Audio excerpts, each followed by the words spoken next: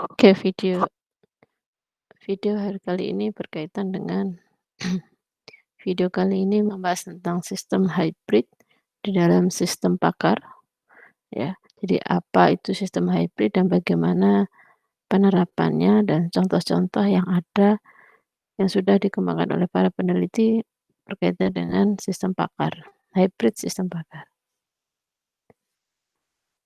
Sebelum ke hybrid, hybrid ini muncul karena adanya kombinasi dari beberapa pendekatan yang digunakan untuk menyelesaikan masalah tertentu.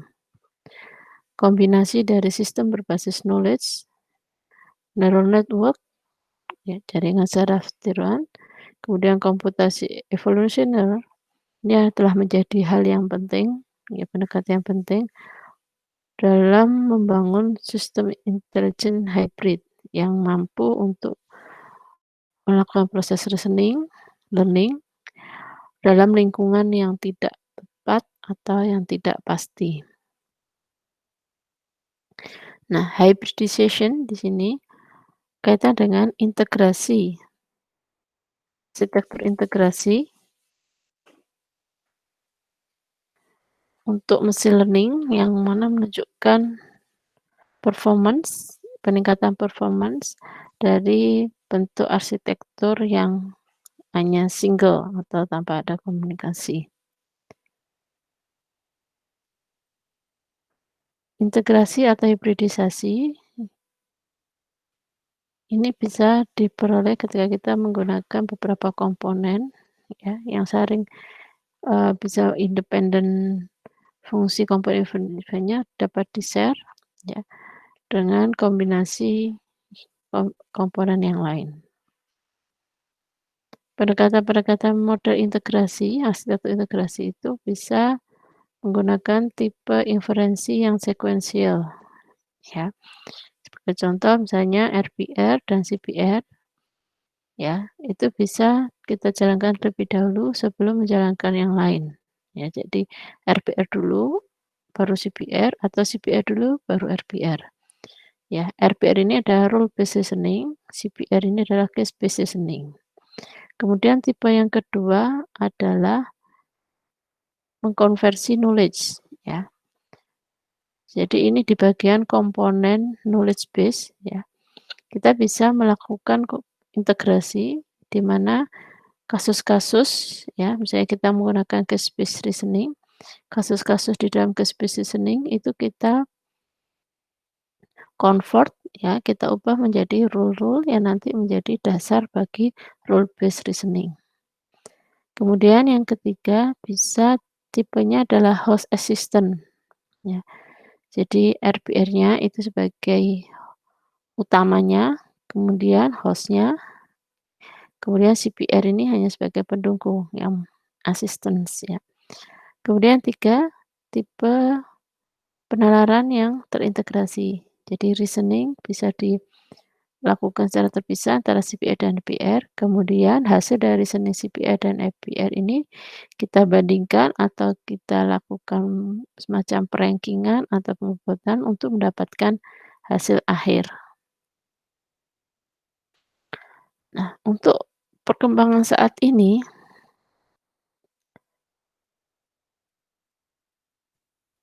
ya, beberapa integrasi dari komputasi evolusioner atau jaringan sistem berbasis jaringan sirus tiruan itu sudah banyak dilakukan, ya, diintegrasikan dengan sistem pakar penalaran berbasis aturan atau penalaran berbasis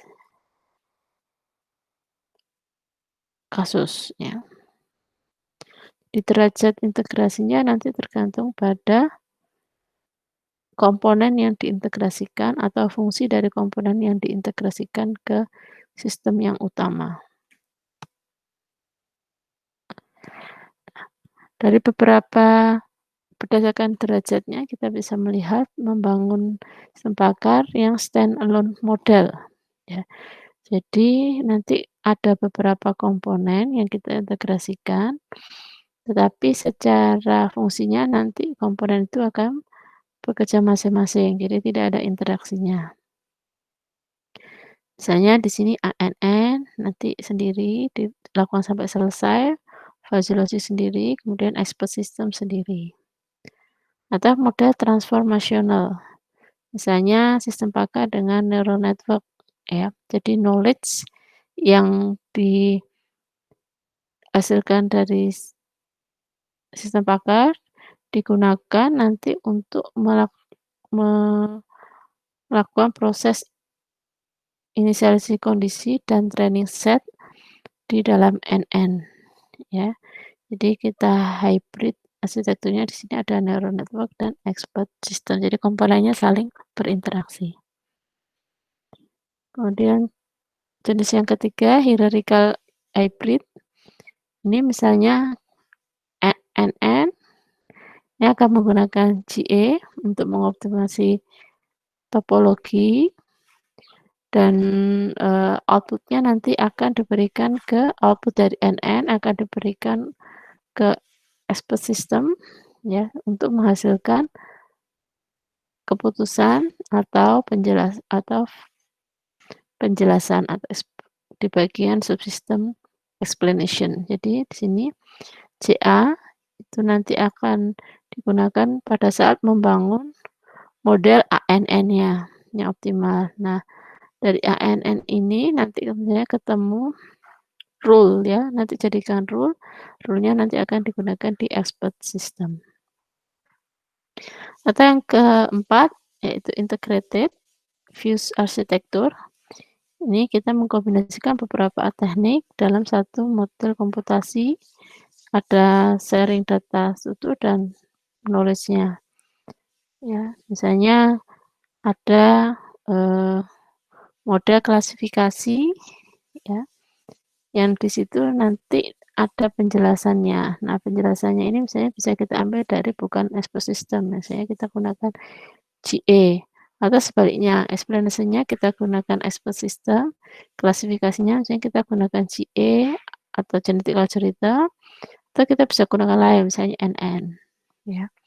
Atau di sini misalnya kita lakukan adaptasi dengan klasifikasi. Jadi proses mengadaptasi rule kita gunakan proses klasifikasi, misalnya kita menggunakan NN, GA atau yang lain.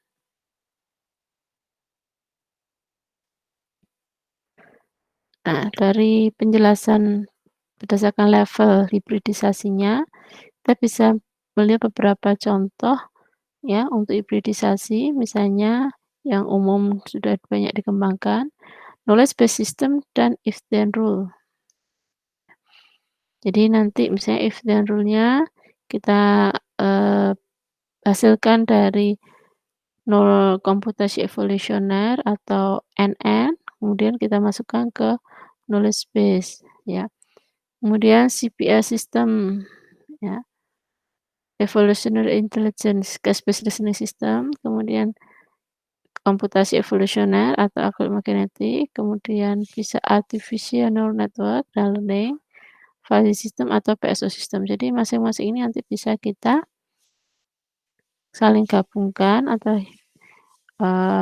kita hybrid ya untuk menghasilkan model yang lebih bagus. Nah, ini contohnya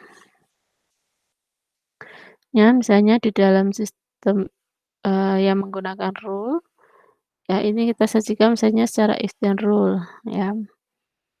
Kemudian knowledge neural network-nya nanti akan menangkap ya bobot dari sistem itu untuk berkaitan dengan dataset. Kemudian knowledge system evolutionary ya, itu menghasilkan ya, menghasilkan nilai-nilai yang nanti digunakan untuk membangun model NN-nya.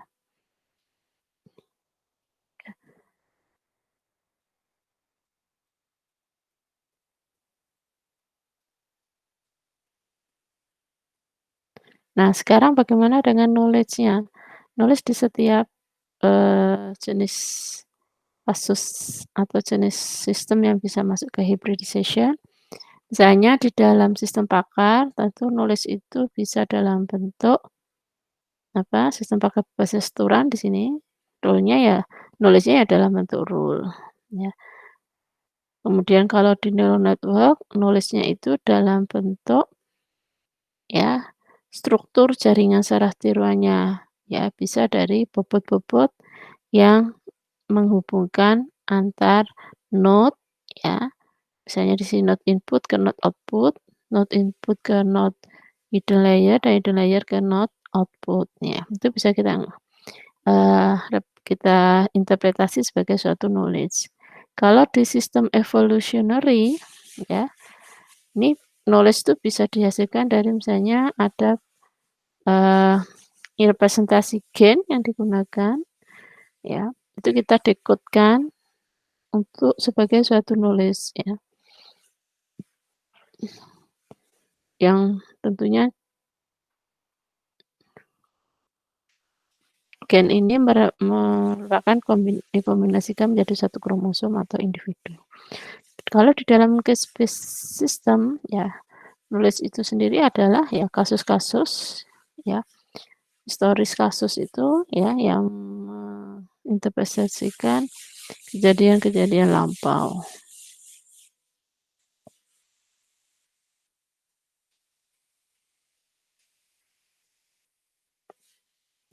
Sekarang kalau di PSO system ya knowledge itu disebut sebagai partikel-partikel dari swarm.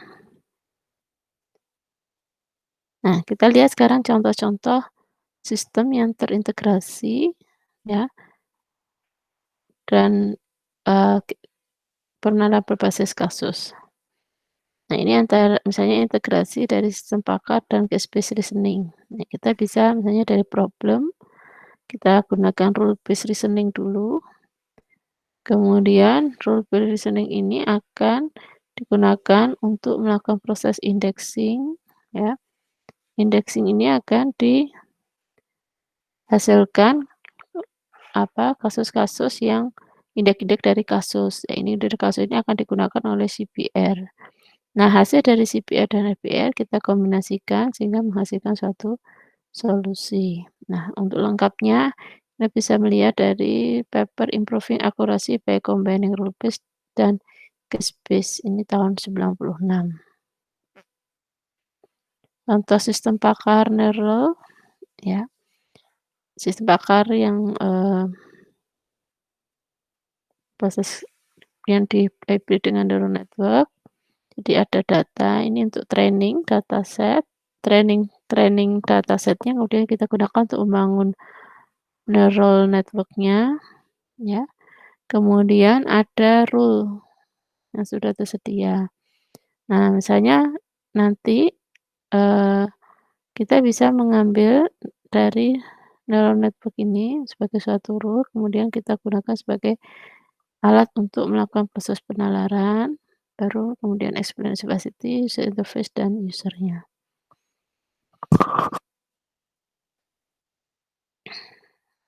Nah, hal lain nanti kita bisa gunakan, sebaliknya. Jadi, sistem pakar digunakan untuk mengoptimasi neural network.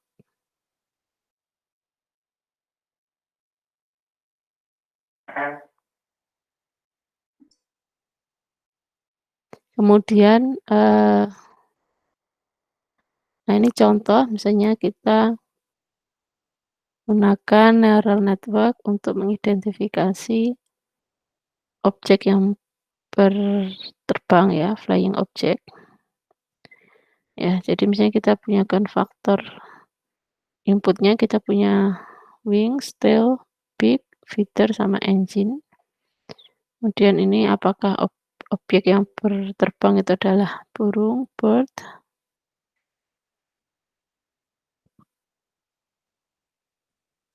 kemudian plane, dan glider. Nah, kemudian algoritmanya, ya, kita akan mempertanyakan pertanyaan berkaitan dengan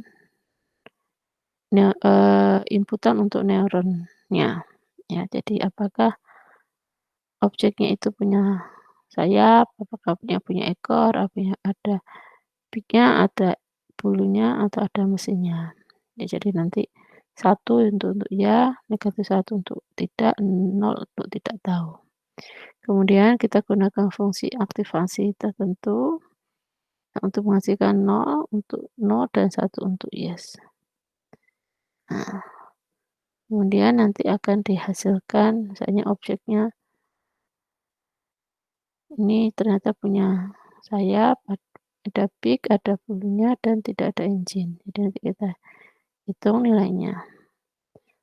Sehingga nanti kita bisa nih. Nah, sekarang dari neural network itu bagaimana kita ekstrak rule-nya. Nah, kita bisa menggunakan model inferensi di sini ya untuk mengekstrak nilai confidence-nya dari arsitektur neural network tersebut. Ya, ini contoh lain. Misalnya kalau dia ada nanti kita bisa coba misalnya hanya ada bulu dan beak, hanya ada bulu, beak, dan wing. Nanti hasilnya adalah apa? Ya. Oke, jadi misalnya ini rule 1 misalnya jika A1 dan A3 maka B1. Nah, ini nanti akan diberikan nilai dari tadi ini kan input-inputan tadi. Ya, kalau itu yes, yes, dan no. Oke, mungkin itu penjelasan tentang hybrid system, masih banyak sekali contoh-contoh hybrid system. Terima